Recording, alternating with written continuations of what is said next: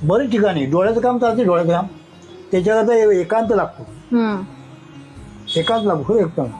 पण विषयाची विशेष क्वालिटी आहे. काय आहे, तू अशी इकडं असा बाई तिकडं तू असा असणार, तू डोळे काम करतो ना, तू बघ ना असं असं. हो मगाशी आम्ही ते बघितलं, आमच्याशी बोलता बोलता त्यांनी नजर छान पैकी. तर तो मी असं मोठे सांगत नाही माझा मुलगा म्हणून, पण एक कलाकार नात्याची वाव झाली पाहिजे.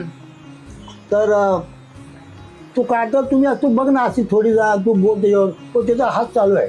आणि गणपती किंवा कुठचीही मूर्ती म्हणा, त्यात नजर म्हणजे अत्यंत सुबकतेने आणि बारकाईने साकारली जाते. आणि विशाल सर तर त्यांचे तर आम्ही असं ब्रश हातातून असे सहज फिरताना बघतो. म्हणजे मगाशी तो अनुभव आम्ही घेतला. तो बरोबर बाई खरं असतो, तो त्याची काय ते ताण विसरतो, ते सगळा जीव टाकतो म्हणजे कशात. आणि खरं आहे कला करताना त्याच्यात माणसाने स्वाधीन व्हावं त्याच्या कलेच्या. उपजत कला आहे त्यांच्या अंगात आणि ती दैवी शक्ती आहे. जो त्याला असं वाटतं देव बोलत आहे माझ्यावर ना, तो मग तो थांबत नाही, हे मान्य करेल.